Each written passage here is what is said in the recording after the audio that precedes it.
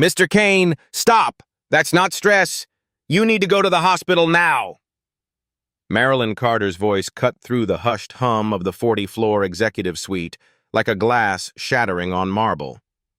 The sudden sharpness made the junior assistant outside the glass wall freeze mid-step, a stack of reports in her arms, eyes darting to the scene unfolding inside.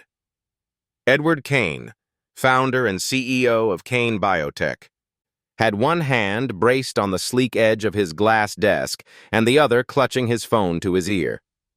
His conversation, a tense exchange about an upcoming product launch, stuttered into silence. Slowly, he lowered the phone, his deep-set eyes narrowing at the woman in the dark green janitorial uniform standing 10 feet away. She wasn't supposed to be here, not like this, not interrupting him, and certainly not telling him what to do. "What did you just say?" His tone was calm, but there was a razor hidden in it. Marilyn didn't flinch. She stepped forward, planting her mop bucket firmly against the wall, her hands free now. The overhead light caught the faint silver streaks in her tightly coiled hair, the kind earned not from age, but from battles fought without armor. "I said you need to go to the hospital immediately. This isn't just stress. You're in danger." For a moment, Edward just looked at her, as if trying to decide whether this was real or some elaborate joke. "And you?" "What?" "Diagnosed me between dusting the shelves and wiping the glass?" The sarcasm landed hard, but Marilyn's face stayed still. Inside, a part of her wanted to fire back, to tell him she'd spent 12 years working as a neurology nurse before one malicious lie had wrecked everything. But another part of her, the part that had trained itself to read subtle tremors in patients' fingers and listen for the slur hidden in ordinary speech, knew this wasn't the moment for her pride. This was about keeping him alive. "I'm not guessing," she said quietly, her voice dropping to the low, certain tone she used in ICU rooms. "I can see your hand shaking. You've stumbled twice since I came in here, and you keep rubbing the back of your neck like you're fighting dizziness. I watched you mix up 2 appointments just this morning. These are neurological red flags, Mr. Kane. I've seen them before, and I know where they lead if you ignore them." Edward leaned back in his leather chair, his expression caught between annoyance and discomfort. "Marilyn, right? Look, I've had a hell of a week. The company's prepping for a launch worth 9 figures. My kid's in his teenage rebellion phase, and I barely sleep. Stress explains a lot." "Stress doesn't make your pupils uneven," she replied, and this time the edge in her tone matched his. "It doesn't make you lose your balance when you stand up. You need an MRI, not another cup of coffee." The silence in the room thickened. Outside, the city stretched endlessly below, the glass walls framing a winter skyline glazed in pale sunlight. It should have been just another morning in the kingdom Edward Kane ruled. But for the first time in years, he felt the crown slip just a fraction. Finally, he let out a short, humorless laugh. "You must think you're pretty special, walking in here with a mop and diagnosing the CEO. Tell me, what exactly is your medical background? Advanced cleaning?" The words were meant to sting, and they did. Marilyn's jaw tightened. She could almost hear the voice of her former hospital administrator again. That same condescending lilt, the day they'd escorted her out for a crime she hadn't committed. Theft of medication, they'd called it, though no one had ever found proof. 12 spotless years undone by a whisper campaign from one doctor whose ego she'd bruised by reporting a near-fatal dosage error. "I used to be a neurology nurse," she said evenly. 12 years. I've seen enough to know when a man's life is hanging by a thread." For a second, something flickered in Edward's gaze. Doubt? Recognition? It was gone before she could name it. He picked up his phone again, pressing it to his ear as if she were no longer in the room. "I have a meeting in 5 minutes. You're excused, Marilyn." She wanted to shout again. to make him understand, but years of swallowing words had taught her which fights you couldn't win in one round. She picked up her mop, the smell of antiseptic rising from the bucket like a bitter echo, and moved toward the door. Still, she paused with her hand on the glass handle and looked back. "You may not believe me, Mr. Kane, but your son will. And when he's standing in a hospital corridor, wondering why no one warned you sooner, I want you to remember this moment." His jaw clenched. He said nothing. Marilyn stepped out into the hallway, her heart pounding. She didn't know yet that in less than 3 months, she would be the one standing beside Edward Kane's hospital bed, not as his janitor, but as the only person he trusted to keep him alive. The elevator chimed softly as Marilyn Carter stepped in, the muted gold of the interior reflecting her weary face. It was only 8:15 a.m., but she'd already been on her feet for over an hour. Floors 38 through 41 were hers to clean this week, and that meant crossing paths with Edward Kane more than she liked. After yesterday's confrontation, she'd expected to be reassigned, maybe even let go. But the HR schedule hadn't changed, and Laura Fisher had simply given her a tight-lipped smile when she'd asked. Maybe Edward thought ignoring her was enough punishment. She pulled her cleaning cart along the quiet executive hallway, the muffled hum of traffic far below the only sound. When she reached the corner office, the glass door was open. Edward stood inside, back to her, staring at the skyline as if trying to find something in it. He had one hand pressed to his temple, and when his phone rang, he startled slightly before answering. She didn't linger, at least, not obviously. But she noticed the way he held the phone with both hands as if one wasn't steady enough. She noticed the pause, the faint frown, when he called someone by the wrong name and quickly corrected himself. By 10 a.m., she'd already spotted 2 more slips. A coffee mug knocked over because he misjudged the edge of his desk, and a moment in the hallway when he reached for the wall mid-step, steadying himself. Marilyn didn't need a medical chart to see the pattern. 12 years in neurology had trained her to spot the earliest signs, the subtle tremor, the micro-hesitation before a word, the faint drag of a foot. Alone, each might be nothing. Together they spelled a warning she couldn't ignore. Down on the 39th floor, she took a break in the small janitor's closet tucked behind a supply cabinet. She closed the door and sat on an overturned bucket, pulling out a small spiral notebook. Each page was dated, the lines filled with tidy block letters. March 4th, 9:15 a.m. Called assistant by wrong name, Anna instead of Amelia. Corrected himself after a pause. March 4th, 9:40 a.m. Knocked over coffee, startled reaction, left hand tremor visible. March 4th, 10:05 a.m. Reached for wall when walking, slight imbalance. It wasn't just about Edward Kane, it was about Daniel. 14 years old, mother gone for nearly 6 years, the boy had only one parent left. Marilyn had seen him a handful of times, passing through the lobby on the way to meet his father, sitting quietly in the corner of Edward's office, earbuds in but eyes flicking up every so often to watch him. Kids noticed more than adults thought, and this kid was already worried. That afternoon, while wiping the glass railing in the main atrium, Marilyn spotted Daniel in the cafe downstairs. He was slouched in a corner booth, a half-empty soda in front of him, scrolling through something on his phone. She didn't approach. She never did unless spoken to. But when their eyes met, he gave a small, polite nod. The kind of nod that said he recognized her, though maybe not why. At 3 p.m., she passed Edward's office again. Laura was inside, holding a file and speaking in a careful tone. "You said the March board review was next week, but it's actually 2 weeks away. Do you remember that?" Edward waved it off. "I just mixed up the dates." But Marilyn saw Laura glance at her just for a heartbeat, as if checking whether she'd heard. She had, and it only tightened the knot in her stomach. That evening, back in her small apartment, Marilyn sat at the kitchen table with her notebook. The pages from the last week were thick with observations. She remembered ICU patients whose families had ignored symptoms until it was too late.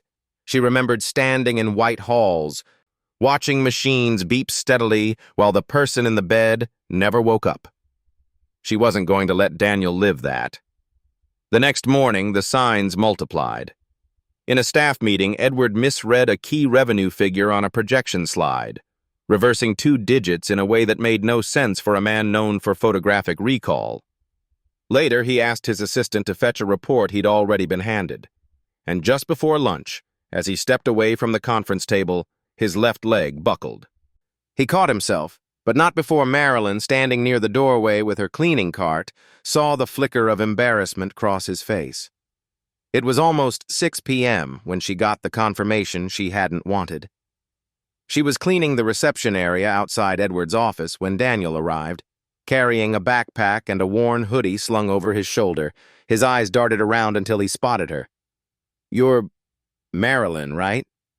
His voice was hesitant but steady. She set down the spray bottle. "That's me. You looking for your dad? He's still in a meeting." Daniel hesitated, glancing at the closed office door.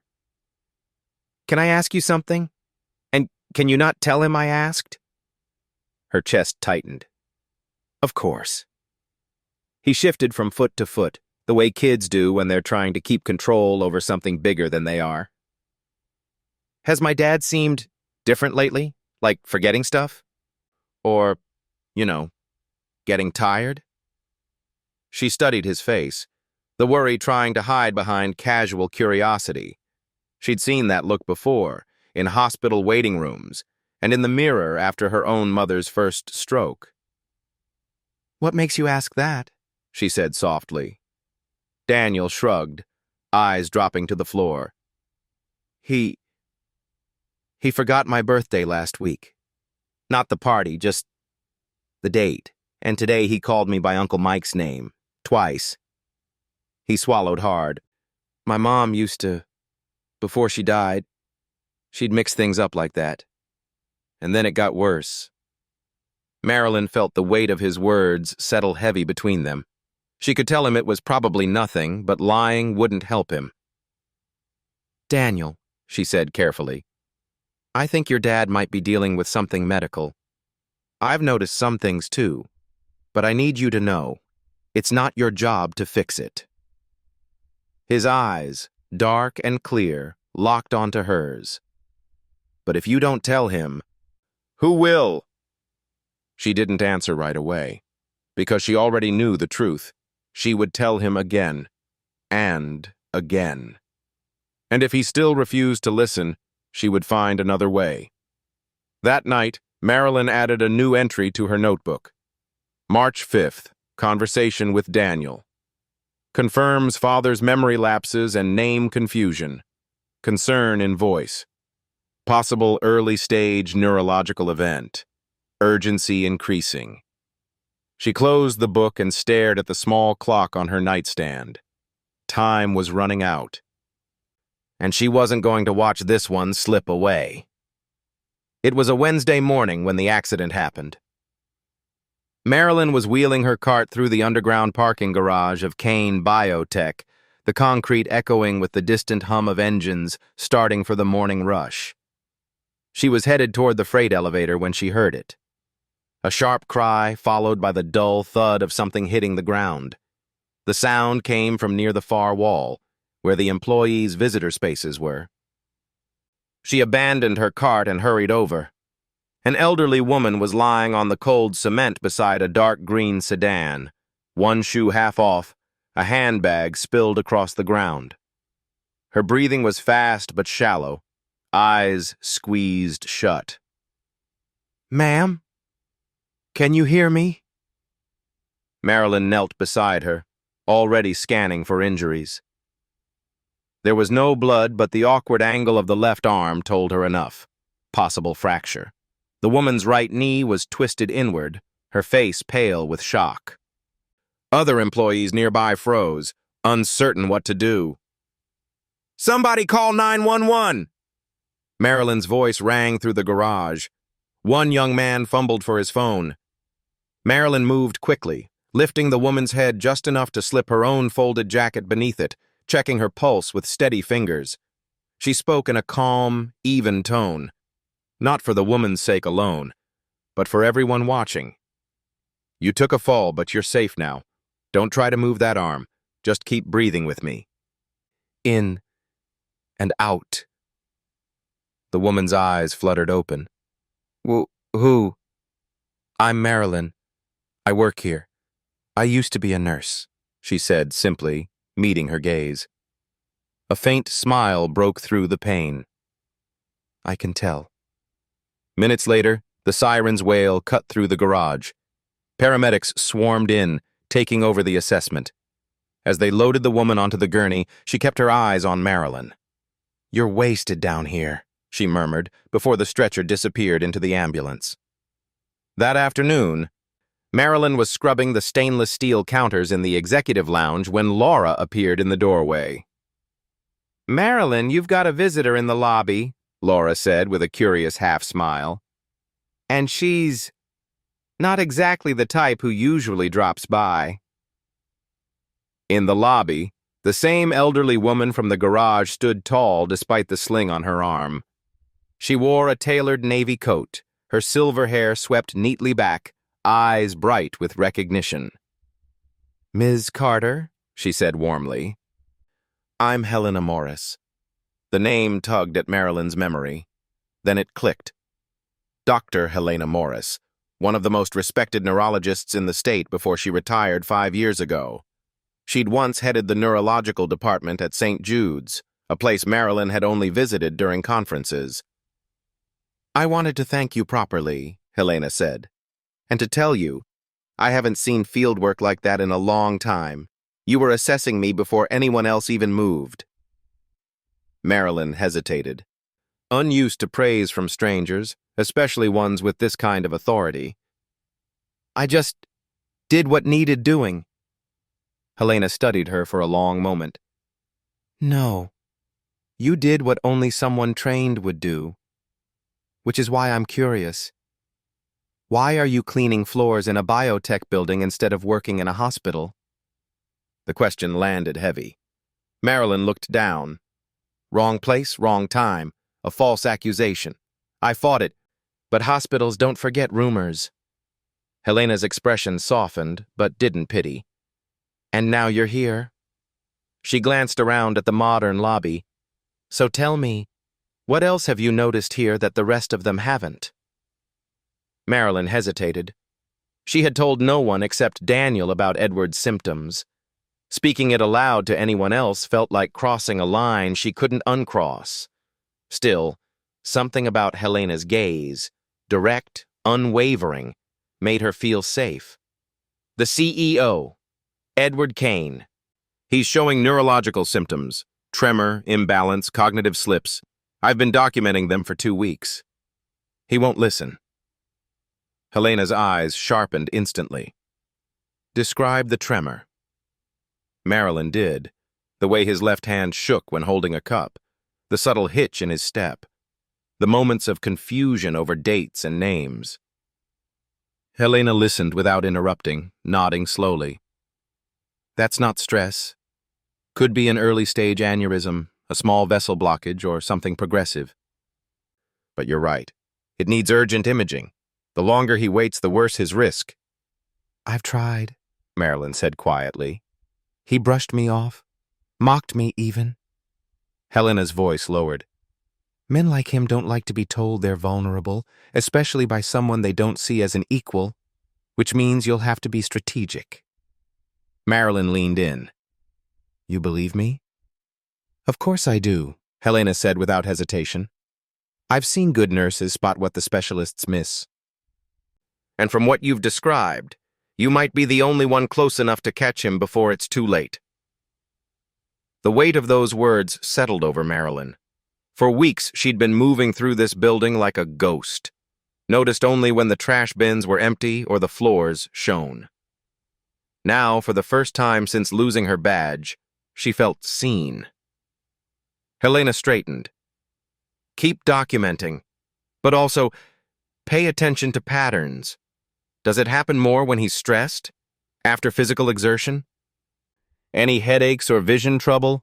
The more detail, the stronger our case to push him into a scan. Marilyn nodded slowly. You're saying we'll need more than my word. We'll need evidence he can't ignore, Helena said. And if that doesn't work, we'll use the one thing he can't brush off. His son. The mention of Daniel made Marilyn's stomach knot. She didn't want to frighten him more than he already was. But Helena was right. Edward's pride might stand against colleagues and employees, but it would crumble in front of his child. Thank you, Marilyn said, meaning it. Helena smiled. Don't thank me yet. We have work to do. That night, Marilyn sat at her kitchen table under the dim light of a single lamp, her notebook open beside a mug of tea gone cold. She replayed the day's events, the sound of Helena's voice in her head. You might be the only one close enough to catch him before it's too late. She thought of Daniel, the way his voice had caught when he talked about his mother. She thought of Edward, brushing her off with that cool detachment, unaware how close he might be to a line that couldn't be uncrossed. She added new pages to her notes, this time in more detail, just as Helena had advised. March 6th, 8:05 a.m. Entered office. Found subject standing motionless at window for approx. 20 seconds before answering phone. Left hand resting on desk for balance. March 6th, 11:20 a.m. Misread financial figure during meeting. Corrected by assistant. Mild flush of face. Possible embarrassment. March 6th, 2:50 p.m. Minor stumble stepping into hallway. Caught self with right hand against wall. She closed the notebook and rested her hand on the cover. She had someone in her corner now. And that meant this fight, the one she hadn't asked for but couldn't walk away from, was just beginning. The rain had started just before dawn, streaking the glass walls of Kane Biotech with silver threads. From the 40th floor, the city looked muted and distant, swallowed by fog. Marilyn Carter stood in the supply room, clutching a sheet of thick cream paper in her hands. She had written and rewritten the letter 3 times before she could get it right. Not the medical jargon, not the facts, but the tone. It wasn't a report, it wasn't a plea for her job. It was something else entirely. It was the only way she knew to break through his pride. Her handwriting was steady, block letters formed with the precision of someone used to filling out critical patient charts. She had avoided email. It was too easy to ignore, too easy to delete. A letter was physical. It could not be unseen once opened. She slid it into a plain envelope, no return name, and tucked it into her cleaning cart beneath the stack of fresh microfiber cloths. Today, she was going to leave it where he couldn't miss it. By mid-morning, Edward Kane's office was a storm of activity. Assistants moved in and out, arms full of folders, while the man himself stood at his desk reviewing a set of financial briefs. Marilyn timed it carefully. She entered quietly, the cart rolling over the thick carpet without a sound. He was on the phone again, his voice low, clipped, so she began polishing the glass table near the seating area, waiting. When he ended the call, she moved toward the desk, envelope in hand. "Mr. Kane?" she said, her voice even. "I have something for you. Please read it." He glanced up briefly, eyes narrowing at the envelope. "What is it?" "A letter," she said simply. "From me to you. It's important." He didn't take it. "If it's about the floors or the supplies, it's about your life." The room went still. Even the faint hum of the city below seemed to fade. Edward straightened slowly, his gaze sharpening. "You're still on this?" "Yes." Her voice was calm but unyielding. "I've seen enough to know you're not dealing with stress, and I can't stand by and watch you collapse in front of your son without trying everything I can to stop it." He laughed once, short, humorless. Do you have any idea how inappropriate this is? You are my janitor, not my physician. I don't need your opinion on my health. This isn't an opinion, she said. It's an observation backed by 12 years in neurology. The tremor, the memory slips, the imbalance. They point to something serious, possibly life-threatening. You can ignore me, but you can't ignore what's happening to your body. His eyes narrowed. What's really going on here? Are you angling for some kind of position? A lawsuit? Because this is about Daniel. Her words cut through his suspicion like glass through silk. For the first time, she saw something flicker in his expression. A crack in the armor. I don't need you dragging my son into this, he said, his voice tightening. I'm not dragging him in, Marilyn replied. He's already in it. He's already noticed. He told me he's scared, and he's right to be. Because if you keep pretending nothing's wrong, he could lose you the way he lost his mother. His jaw tightened at that, the lines around his mouth deepening. You don't know anything about that. I know enough, she said. I know the look in his eyes when he asked me what's wrong with you. I've seen it before, in waiting rooms, in children who are about to lose their whole world. And I'm telling you now, you can prevent that. You just have to swallow your pride long enough to get checked. She placed the envelope on the edge of his desk, her hand resting there for a moment. Everything you need to hear is in here. Read it when you're ready. He didn't pick it up. Hours later, Marilyn was cleaning the conference room down the hall when she heard the sharp sound of footsteps. She turned just as Edward entered, the unopened envelope in his hand. I don't know what game you think you're playing, he said, his voice low but shaking with contained anger. But you're crossing a line. This is harassment. If you can't focus on your job, I will find someone who can. Her stomach tightened, but she met his eyes. If speaking the truth gets me fired, so be it. At least I'll know I tried. He stared at her for a long moment, as if trying to decide whether she was brave or just reckless. You think you're the only person who cares about my health? I've had doctors for years. Then why haven't they caught this? She asked quietly. That question landed harder than she expected. His jaw shifted, but he said nothing. Instead, he turned, walking away with quick, angry strides. The envelope was still in his hand. That night, Marilyn sat in her apartment, wondering if she'd gone too far. Laura had texted her a short warning. He's furious. Be careful. But Marilyn knew that fury wasn't the end of the conversation. It was the middle. Edward could throw her out tomorrow, or he could read the letter and see her words for what they were, not a challenge, but a lifeline. Either way, she was ready, because the truth wasn't going to stop at her say-so, and neither was she. The next afternoon, the building was unusually quiet. Most of the executives were away at an off-site strategy meeting, leaving only a skeleton crew behind. Marilyn was using the lull to deep clean the executive kitchen on the 40th floor, scrubbing the stainless steel surfaces until they reflected her face in blurred silver. Her mind, however, wasn't on the work. It was on the letter. She didn't know if Edward had read it yet. Since their confrontation, he'd avoided looking at her. That alone was an answer, but not the one she needed. She was rinsing a cloth when she heard the soft click of the glass door to his office opening. Footsteps, lighter than Edward's, approached. Marilyn? She turned. Daniel Kane stood in the doorway, wearing jeans and a navy hoodie with the hood half up, his backpack slung over one shoulder.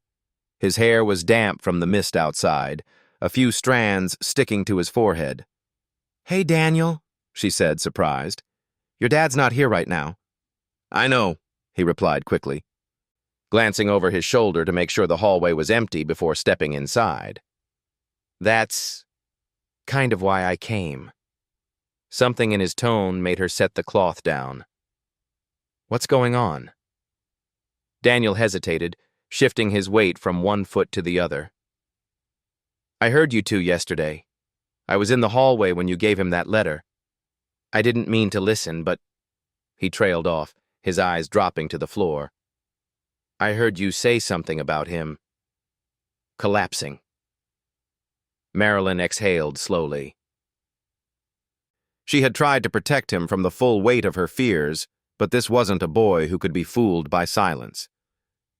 Daniel, Is it true? His voice cracked just enough to make him look younger than 14. Is he sick? She walked over to the seating area and gestured for him to sit. He did, dropping his backpack beside the couch but keeping his arms folded tightly across his chest like armor. I don't know for sure, she began, careful to choose her words. But I've noticed signs, things that can mean something serious. I've told him, but he doesn't want to believe it. That's not unusual.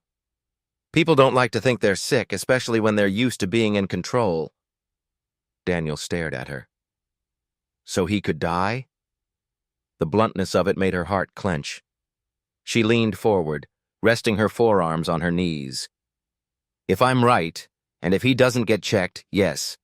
But if he sees a doctor soon, there's a good chance it can be treated. He swallowed hard, looking away. My mom. His voice caught, and he stopped. Marilyn waited. She started forgetting stuff, he said finally, eyes fixed on a spot on the floor.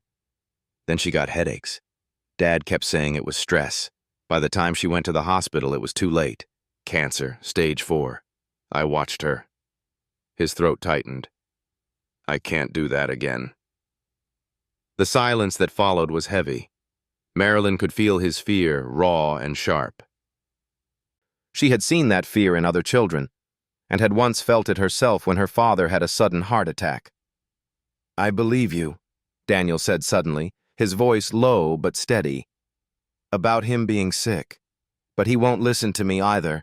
He doesn't like talking about stuff like this. I know, she said. He looked up then, meeting her eyes. So you have to make him. Her breath caught. Daniel. You're the only one who talks to him like that, Daniel pressed. Everyone else is scared of him. You're not. He might be mad at you now, but he'll remember what you said. Please, if you stop, I don't know what I'll do.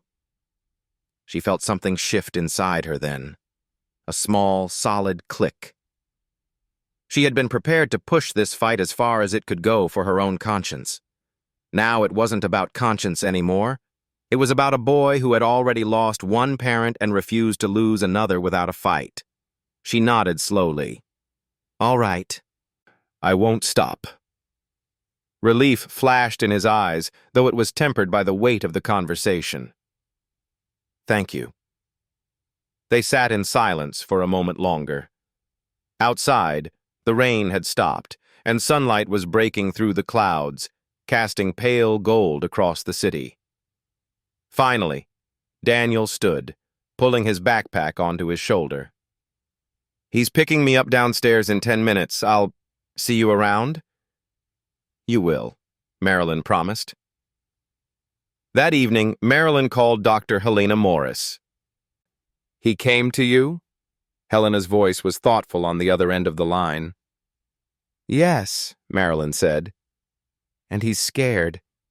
I think if we use him as part of the plan, we have a better chance of getting Edward to agree to a checkup. There was a pause, then Helena said, We'll need the right moment. A situation where saying no makes him look unreasonable. Not to us, but to himself. He'll resist until the very end, but if his son is standing right there, he won't, Marilyn finished. That's when we move, Helena confirmed. Marilyn hung up feeling both anxious and determined. She didn't know when that moment would come, but when it did, she'd be ready. Because now it wasn't just her mission, it was theirs. The elevator doors slid open on the 38th floor, and Marilyn stepped out with a small paper bag from the corner bakery. She wasn't in the habit of buying pastries for anyone in the executive wing, but today wasn't about habit. It was about opportunity.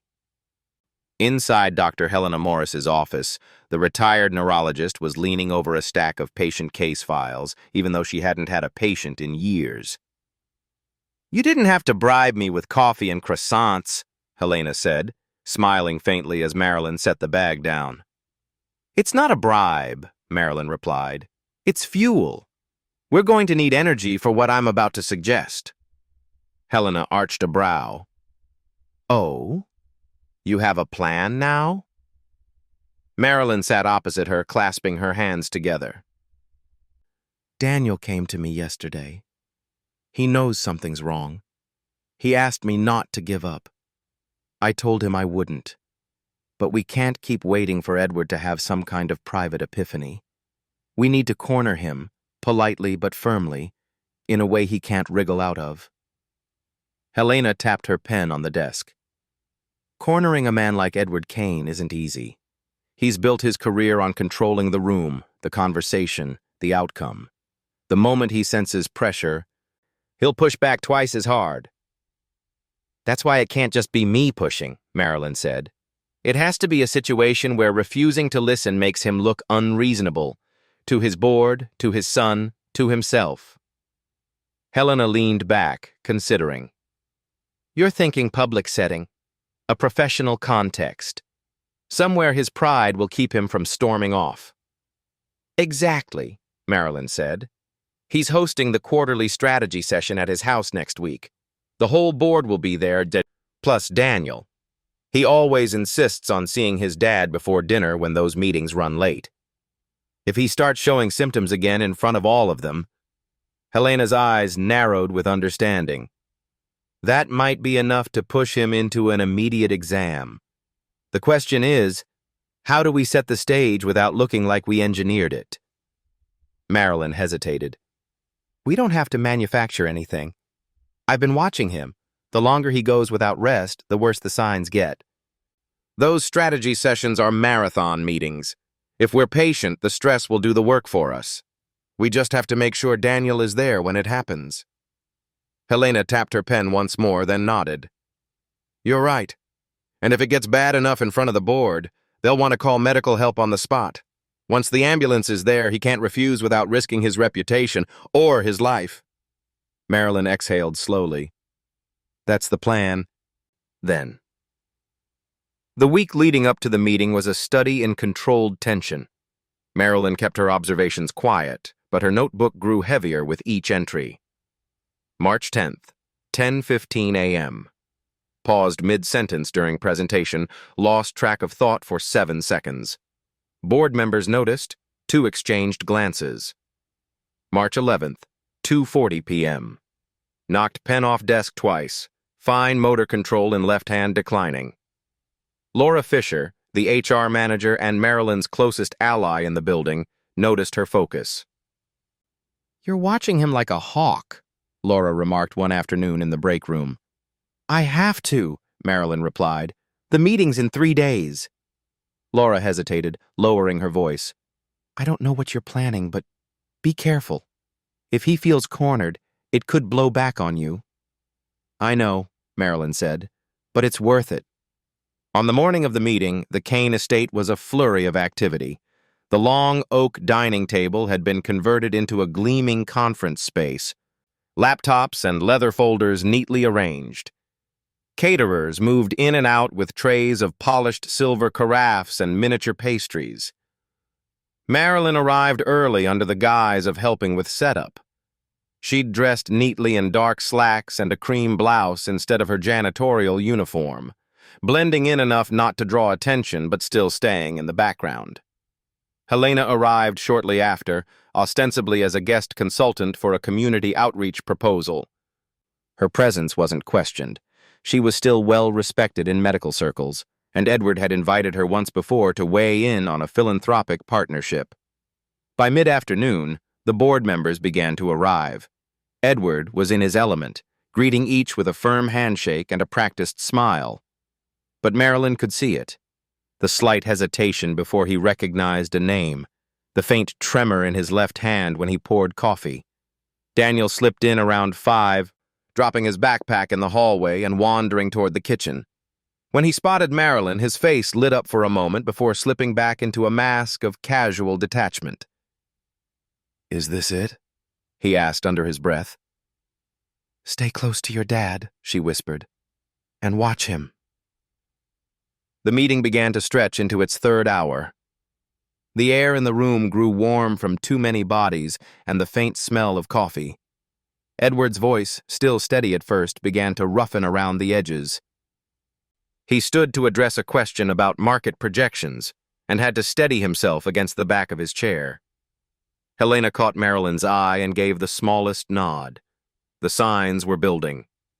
10 minutes later, Edward stumbled over a figure, reversing 2 digits, and when corrected, he frowned in irritation. Then came the pause, mid-sentence, as if the thread of thought had simply been cut. Daniel leaned forward in his chair, his eyes fixed on his father.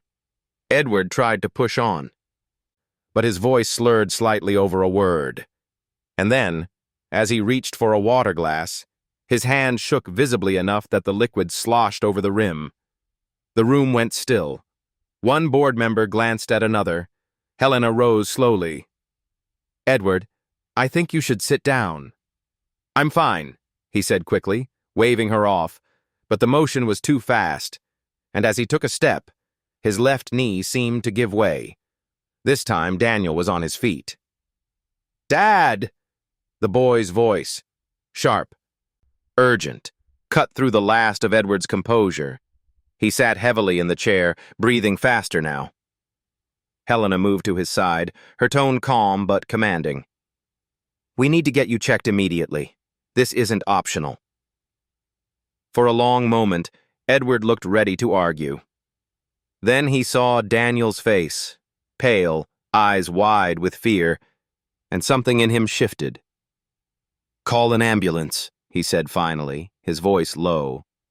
Marilyn didn't let her relief show. She just stepped forward, placing a steadying hand on Daniel's shoulder. It was happening. And this time, he couldn't walk away. For a moment after Edward said, "Call an ambulance," the room felt suspended in thick, stunned silence, as if no one quite believed the words had come from him. Then the chaos erupted. One board member scrambled for his phone. Another began moving chairs aside to clear a path to the door.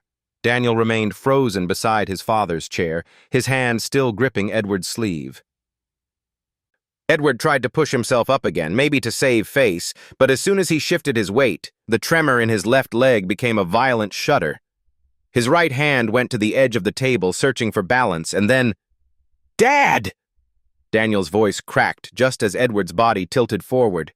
His knees buckled, and he collapsed sideways, catching the corner of the chair before hitting the floor.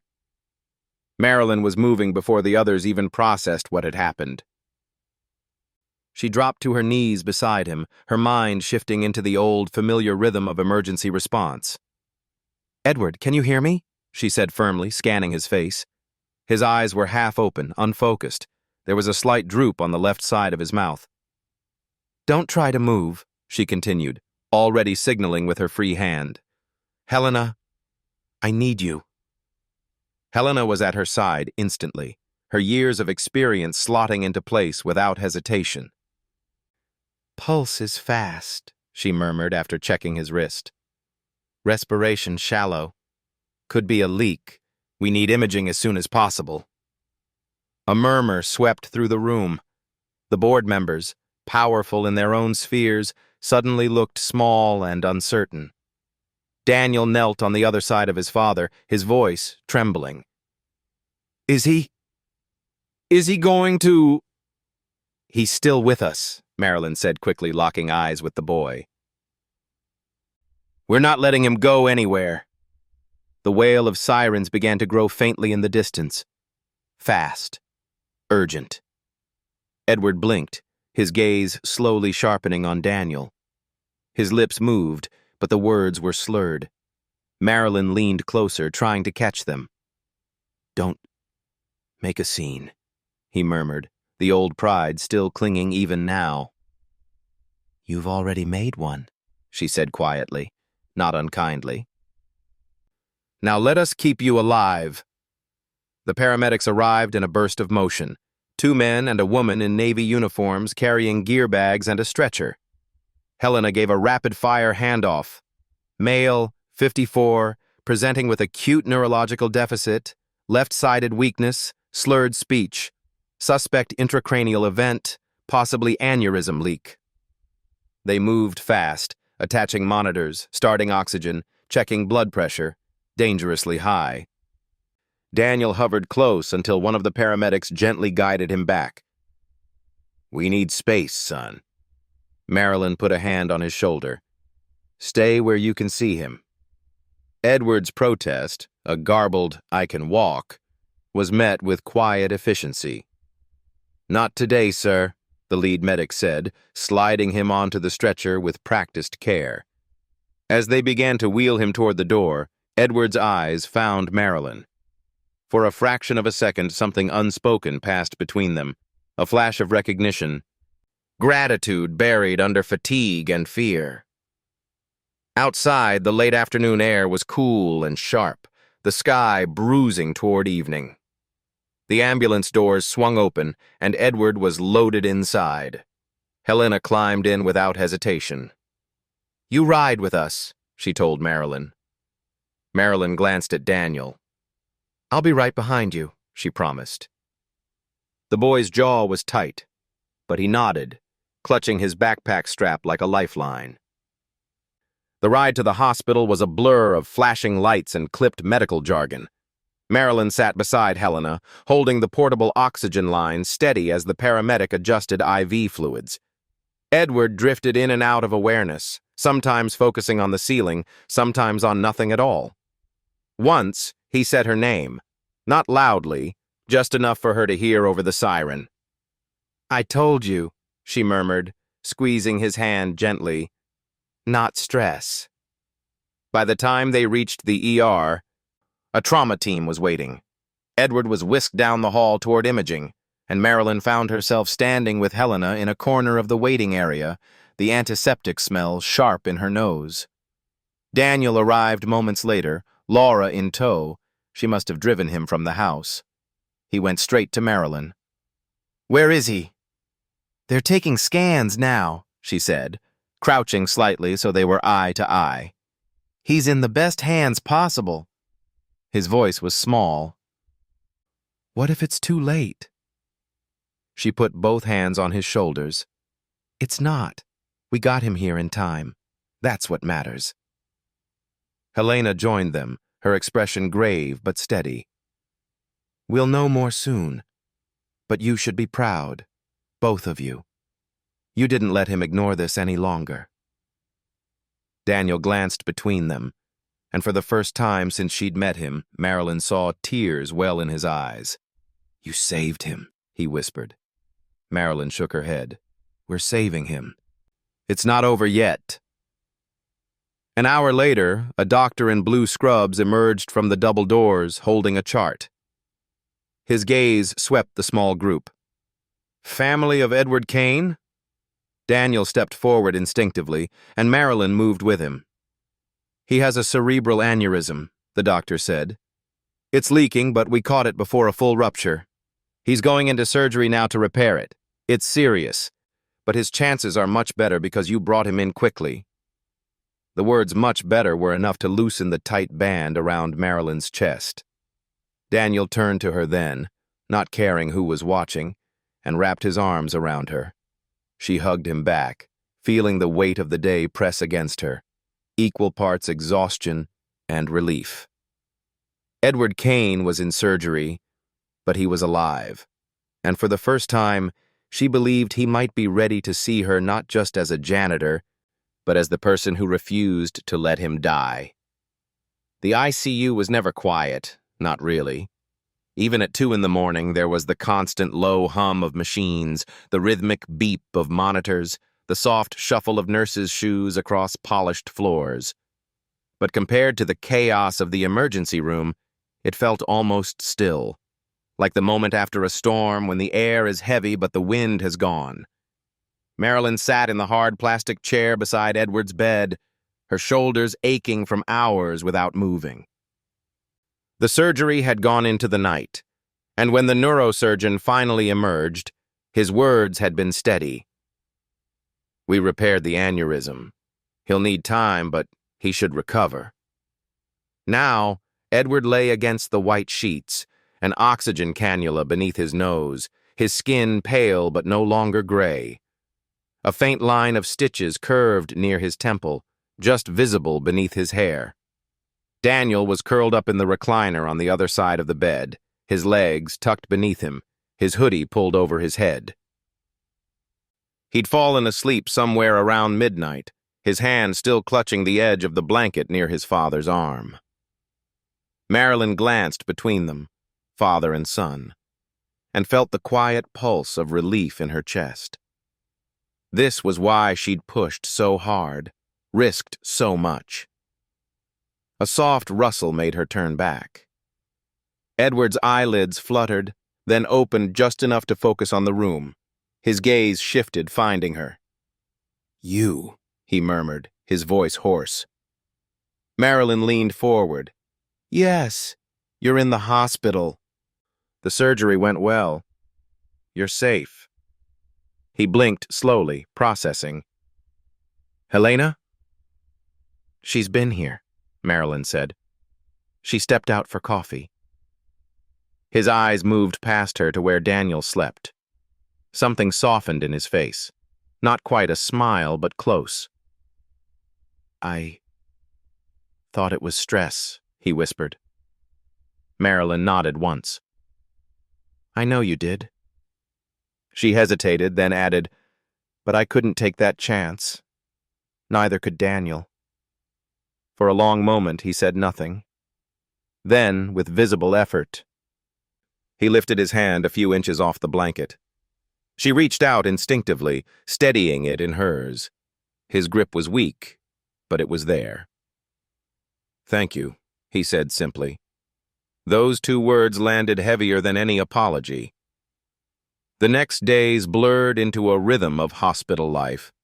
Edward drifted in and out of sleep, his speech growing clearer each time he woke. Physical therapists visited, coaxing him into short sessions, lifting his arms, moving his legs, standing with support. Marilyn stayed through most of it, sometimes in the room, sometimes stepping out to let Daniel have his father to himself. She ferried snacks from the cafeteria, kept track of visiting hours, and made sure no one disturbed Edward during his rest periods. Helena came often, her presence steady and grounding. "His recovery looks promising," she told Marilyn on the fourth day. "But this will change him, that kind of brush with mortality. It rewrites people."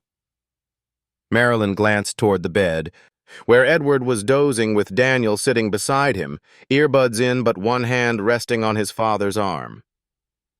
"Maybe that's not a bad thing," she said quietly. On the fifth evening, Edward insisted on sitting up in the chair by the window. It was slow going, but when he was finally settled, he gestured for Marilyn to take the other chair. "You've been here more than you had to be," he said. "I wanted to be," she replied simply. He studied her for a moment. "I used to think I saw everyone clearly, but I didn't see you at all. Not really, just the uniform." Marilyn didn't look away. "You're not the first." A faint smile touched his lips. "I won't make that mistake again." Daniel, who had been quietly reading on the couch, looked up then. "Dad's right," he said, his tone earnest in a way that caught both of them off guard. "We wouldn't be here without you, Marilyn. You're kind of part of this family now." The words hung in the air, warm and certain. Edward glanced at his son, then back at her. "If he says so, I guess it must be true." Marilyn felt something shift inside her, the click of a door opening. She hadn't asked for it, hadn't even dared to imagine it, but here it was, a place at their side. By the end of the week, Edward was strong enough to be moved out of the ICU to a private recovery room. The monitors were fewer, the air lighter. He still tired easily, but the color had returned to his face, and the tremor in his hand was already less pronounced. On the morning of his transfer, Marilyn helped gather his belongings, a few books, cards from colleagues, the soft blanket Daniel had brought from home. As the orderly wheeled the bed toward the elevator, Edward reached for her hand again. "Marilyn, I meant what I said. Thank you for not giving up on me, even when I made it damn near impossible." She squeezed his hand. "You're welcome. And for what it's worth, I'd do it all again." Daniel, walking just behind them, grinned faintly. "Good. Because I think Dad's going to need someone keeping an eye on him for a while." Marilyn laughed softly. "I can handle that." And as the elevator doors closed, carrying them upward toward the recovery ward, she realized she believed it. Edward Kane had never been a man to linger in hospitals. Even before his wife's illness, he had associated these places with loss, with time stolen, with helplessness. Yet now, nearly 2 weeks after surgery, he found himself not only lingering but quietly grateful for the slow pace of recovery. Part of it was necessity. The doctors insisted on another week before discharge. But the other part was something he couldn't quite name. Maybe it was the mornings when Daniel arrived with a comic book under his arm, plopping down beside the bed like he'd been doing it his whole life. Maybe it was the afternoons when Marilyn came in, her voice low and warm as she read him the latest market reports, but slipped in gentle reminders to rest between pages. Maybe it was the realization, creeping in each day, that for years he'd built his world around walls. And now, without meaning to, someone had stepped inside.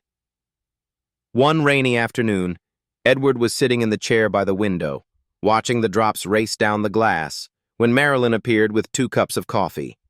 She set one on the side table. "You're off the hospital tea today," she said with a small smile. "I figured you could handle something real." He accepted it, inhaling the rich, bitter scent. "You've been here more than some of the nurses," he said, not quite joking. "I've had practice," she replied. 12 years of 12-hour shifts." There was a pause. Edward studied her over the rim of the cup. "You know, when you first came into my office, I thought you were trying to insert yourself into my life. I didn't realize you were trying to save it." Marilyn's gaze held his. "I was trying to do both. Saving someone's life isn't worth much if they go back to living like they don't have one." Her words landed heavier than he expected. He looked away, toward the window. "I've been doing that for a long time," he admitted quietly. "Since your wife passed," she guessed gently. He nodded. "I told myself I was keeping busy for Daniel, for the company, but really, I was just avoiding the silence." Marilyn didn't fill the pause. She knew enough about grief to understand that silence was sometimes the only honest answer. Finally, he said, "I think I'd like to stop doing that. Avoiding it, I mean." She smiled faintly. "Then start with small things. Sit with your son without your phone. Take a walk without thinking about work. Let people help you without feeling like it's weakness." He glanced at her, one eyebrow lifting. "You're counting yourself in that people, aren't you?" "Absolutely," she said. Later that week, Daniel stopped by after school, a burst of energy in the quiet hospital room. He dropped his backpack on the chair and grinned at Marilyn. "Hey, I told Dad you make better grilled cheese than our housekeeper, and he didn't believe me." Edward gave a theatrical sigh. "I stand corrected until proven otherwise." "You'll see," Daniel said, settling in. Then more softly, he added, "You know, it's kind of nice with you here, Marilyn. Feels different. Better." She glanced between them, the man who had once brushed her off with sarcasm, and the boy who had asked her to fight for his father. "I like being here," she said honestly. Something unspoken passed between the 3 of them, a fragile thread of belonging that felt stronger each day. By the time Edward was discharged, the bond was undeniable. Marilyn drove them home in Edward's car at his insistence. He still wasn't cleared to drive. Daniel rode in the back, leaning forward to point out the bakery they always went to with his mom, the shortcut to the park. When they reached the Kane estate, Edward hesitated at the threshold. The house, with its high ceilings and polished floors, felt different now, too large for two people, but maybe not for three. Over the next few days, Marilyn came by daily to help with his therapy exercises. Sometimes she stayed for dinner. Sometimes she and Daniel watched old movies while Edward dozed in his chair. One evening, after Daniel had gone upstairs, Edward lingered in the kitchen as Marilyn rinsed the last of the dishes. "You've changed this place," he said. She looked over her shoulder. "I haven't done much." "You've done everything," he replied. Then, after a pause, "And I don't just mean for the house." Her hand stilled on the dish towel. "Edward." He stepped closer, the kitchen warm with the scent of soap and roasted garlic from dinner. "I don't know where this is going," he said quietly, "but I know I want you here. Not just because you saved my life, but because you make me want to live it differently." It wasn't a declaration, not yet, but it was a beginning. And Marilyn, who had walked into his office weeks ago expecting nothing but resistance, felt her heart shift in response. "Then let's see where it goes," she said. The garden behind the Kane estate had never looked quite like this. A canopy of soft white fabric swayed gently in the early summer breeze, threaded with strings of warm lights that would glow after sunset. Rows of folding chairs faced a small wooden archway draped in fresh hydrangeas and roses. Daniel had been in charge of picking the flowers. He'd gone with pale blue and cream because, as he told Marilyn, they feel like peace, and we all need more of that. It was a small gathering, just family, close friends, and a few colleagues who had walked with them through the hardest months. No press, no speeches from shareholders. This day wasn't for the company. It was for them. Marilyn stood in the upstairs bedroom, smoothing the skirt of the simple ivory dress she'd chosen. She'd resisted anything extravagant, no sequins, no cathedral-length veil, just clean lines and a soft drape that made her feel like herself. Laura, her oldest friend in the building, adjusted the necklace at her collarbone. "Nervous?" Marilyn exhaled, smiling faintly. "I've faced surgeons in operating rooms, board members in glass towers, and CEOs with more pride than sense. I think I can handle this." Laura laughed. "Good answer." She paused, then added more softly, "You deserve this, Marilyn. All of it." Marilyn met her gaze in the mirror.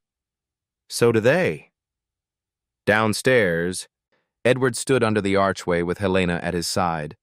Not as a doctor today, but as a friend. He wore a dark navy suit, his hair touched with silver at the temples, and there was a light in his eyes that had been missing for years. Daniel stood proudly beside him as best man, his tie slightly crooked but his grin unshakable. "Ready?" Helena murmured. Edward looked toward the house, where the first notes of soft music began to play. "More than I thought I'd ever be." When Marilyn stepped into the garden, a ripple of warmth moved through the crowd. Edward's gaze locked on hers, and for a moment the rest of the world fell away. She walked slowly down the short aisle, Daniel grinning at her the whole way, as if he were keeping watch to make sure his dad didn't forget to breathe. When she reached them, Edward took her hands in his, steady now, no tremor, and smiled. "You look..." He shook his head slightly. "There aren't words." She smiled back. "Then don't waste any." The officiant cleared his throat, but Edward held up a hand. "Before we do this, I want to say something." He turned, speaking not just to the guests, but directly to Daniel. "Months ago, this woman saved my life. At first, I thought it was about medicine. But it wasn't. Not really. She saved me from more than an aneurysm. She saved me from living half a life, from shutting out the people who matter most.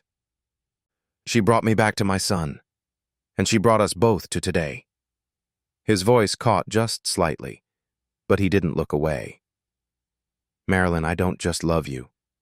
I trust you with my life and with my family. I want to build the rest of our days around that trust. Daniel shifted, his eyes shining. I think that means he's asking you to marry him, but, just in case you missed it. Laughter rippled through the guests, soft and warm. Marilyn's answer was simple. Yes. Because I didn't save you because you deserved it, Edward. I saved you because life is worth protecting. And now, we are worth protecting. Together. The ceremony went on. Vows, a ring exchanged, applause that felt like a wave of blessing. And then they were walking back down the aisle as husband and wife, Daniel jogging ahead to open the way. Later, as the sun dipped low and the lights under the canopy glowed golden, the three of them stood together at the edge of the garden. The music played softly, guests chatting in clusters behind them. Daniel slipped his hands into both of theirs. So, we're official now? Edward squeezed his son's hand. More than official.